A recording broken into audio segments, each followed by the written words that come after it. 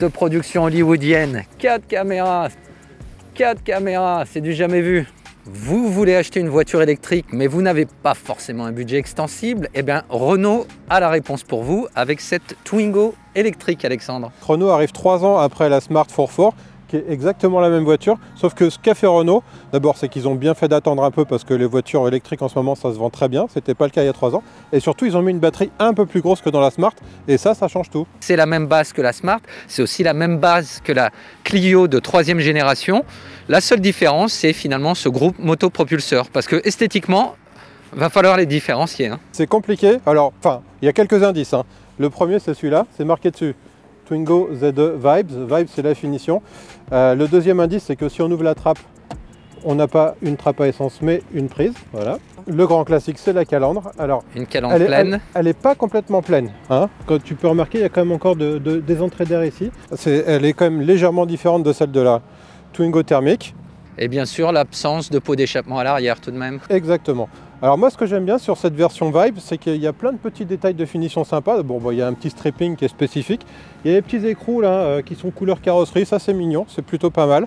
Alors on précise, hein, cette version Vibe qui est une série spéciale, c'est la version tout équipée. Tu as absolument toutes les options. C'est quand même la plus chère hein, dans la catégorie Twingo électrique. C'est la plus chère. Alors la Twingo de base déjà, elle n'est pas donnée. Hein. Elle démarre autour de 21 000 €.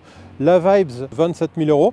À ça, on peut déduire un bonus. Alors, vous allez me dire, c'est 7 000 € de moins. Non, c'est pas 7 000 € parce que c'est 27 % du prix de la voiture, si je dis pas de bêtises. Donc, ça fait autour de 5 000 – 6 000 € de bonus.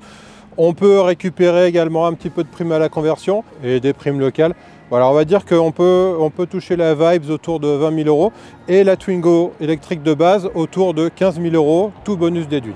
Alors Alexandre, tu dis qu'elle n'est pas donnée, mais ceci dit, actuellement, ça reste la voiture électrique la moins chère pour le moment, en attendant la Dacia Spring qui arrivera l'année prochaine.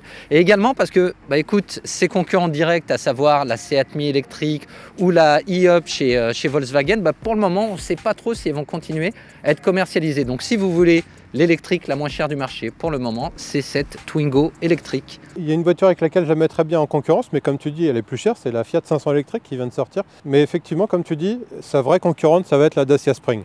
Alors, qui dit Twingo dit petit coffre, parce que le moteur reste, même s'il est électrique, il reste en dessous du coffre ici. Il reste là-dessous, et alors, tu vois, une fois qu'on a quand même mis les câbles, donc là, voilà, le câble type 2 pour la recharge sur les bornes de recharge publique, et puis le câble domestique qu'on peut laisser à la maison mais qui est quand même intéressant d'emmener si on va déjeuner genre le dimanche à la campagne. Une fois qu'on a mis ça, il n'y a plus beaucoup de place pour les courses. Hein. Ça reste une citadine et là-dessus, ça peut pas mentir. Alors on va passer aux places arrière. Alors moi j'aime bien, tu vois, ce qu'ils ont réussi à faire, c'est toutes ces petites astuces là. Par exemple, en dessous des sièges, tu as des espaces de rangement. Ouais. Tu vois, l'espace a été optimisé. Alors, tiens, regarde. Voilà, un petit espace en dessous. De chaque côté, les deux communiquent. Alors, c'est vrai que la Twingo de cette génération n'est pas ultra modulable, hein, parce que la seule chose qu'on peut faire, c'est rabattre les banquettes. Ce qui permet quand même d'avoir un petit plancher plat et de charger un petit peu plus. C'est un pis-aller. Ce qui est dommage, c'est qu'on ne puisse pas relever celle-ci. Ça aurait fait un bel espace de chargement, mais voilà. Ouais, ça c'est les magic seats de la Jazz hein, auquel tu fais référence. Est-ce que tu peux t'asseoir? Je peux m'asseoir. Je fais 1m80. Je ne suis pas hyper à l'aise maintenant. C'est pour la ville. Ça passe encore. Et puis la garde-toit est franchement super confortable. Il n'y a aucun problème. Hein. On est bien à 2 adultes derrière. Il y a un truc qui est un peu bizarre, c'est l'habillage des portes arrière, tu vois, avec ces espaces là. Bon, tu as quand même un petit élastique de maintien. Bon, l'avantage, c'est qu'on gagne en niveau poids. Après, tu vois, il y a toutes ces petites astuces, là, un petit élastique pardon, pour maintenir une bouteille, par exemple. Oui, alors voilà, comme tu dis, c'est plutôt bien fait parce qu'on optimise. On optimise les places de rangement, c'était le slogan de Renault à l'époque, des voitures à vivre. On essaye un peu de revenir à cet esprit-là, un peu fun, un peu sympa, un peu pratique. Et comme tu dis, l'espace de rangement dans les portières est quand même assez vaste s'agissant d'une citadine. Des bouquins, des revues, des trucs comme ça, les magazines, avec l'élastique ça va tenir, donc c'est plutôt pas mal. Et on va passer à l'avant, Alexandre. Alors à l'avant, tu vois, la finition, elle est quand même un petit peu plus soignée avec cette finition simili-cuir dans les portières. Allez, on va monter. Là à bord, on se retrouve en terrain connu, c'est la Twingo telle qu'on la connaît en version thermique. Cette version Vibe est tout équipée. En revanche, la version d'entrée de gamme, c'est le minimum syndical. J'ai même envie de te dire, on est un peu retour dans les années 80 dans la version de base. Dans la version de base, je ne sais pas si vous vous rendez compte, mais il n'y a même pas la radio. Il y a un pré-équipement radio. Là, c'est quand même, comme tu dis, un petit peu mieux équipé. Il y a même à peu près tout ce qu'il faut, hein, puisqu'il y a cet écran tactile qui est compatible en Android Auto et Apple CarPlay. Il y a 2 prises USB, une entrée auxiliaire. Voilà, on est plutôt pas mal. Clim automatique, voilà. Siège chauffant. Voilà. Au niveau confort, on est bien. La clé à l'ancienne, avec le barillet ici, le Neumann à l'ancienne. C'est plutôt étonnant parce qu'on est effectivement aujourd'hui habitué à garder la clé sur soi et appuyer sur un bouton. Alors ça a des avantages, c'est que c'est beaucoup plus difficile à voler une voiture avec une clé comme ça qu'une voiture avec une clé à transpondeur. Il faut quand même trouver des intérêts à certaines choses. La clé à l'ancienne, ça a encore du bon. Alors après, on retrouve les Commodo qui me rappellent tiens, la Clio. Ça pour le coup, c'est du recyclage. Ça n'a pas changé chez Renault depuis des années. Hein. Le petit satellite derrière. Après, c'est pratique quand on est habitué. Ça marche très bien. Écoute, pourquoi réinventer la roue? Les commandes au volant qui sont très basiques pour le régulateur de vitesse. Et puis pour invoquer son Siri ou son Google, le petit bouton ici de commande vocale. Ce qui change par contre, c'est l'instrumentation, qui est quand même sommaire. Le niveau de la batterie avec ce qu'on voit au-dessus, c'est le témoin de charge ou de décharge, puis le compteur de vitesse, l'autonomie restante. Dans une citadine électrique, on n'a pas vraiment besoin de beaucoup plus de choses que ça. Alors ici, on a ce petit indicateur là, je ne sais pas si vous le voyez bien, B-. Ça nous permet de régler la régénération au freinage sur 3 niveaux. On va en parler tout à l'heure lors de l'essai.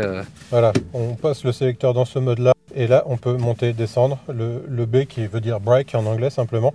Voilà, et ce qui permet effectivement de régénérer plus la batterie quand on décélère. Elle est plutôt bien faite cette interface. Si tu veux, c'est suffisamment fluide. Le GPS est bien fichu et comme tu disais, grâce aux prises USB qui sont là, écoute, tu accèdes à Android Auto et à CarPlay, donc tu peux carrément remplacer le GPS embarqué. Et le système embarqué, là, avec cet écran, qui est de 7 pouces, c'est très réactif, l'interface est jolie, c'est très intuitif. Quand vous utilisez le GPS embarqué, qui est bien fichu, il m'a bien emmené à destination, vous avez aussi les informations sur les stations. Et regardez, c'est même plus complet que certaines voitures, beaucoup plus chères. Là, vous avez le type de charge, le type de prise, disponible à proximité. C'est vraiment bien fichu. Bon Alex, il ne nous reste plus qu'une chose à faire. Je te propose de prendre la route. Et c'est parti.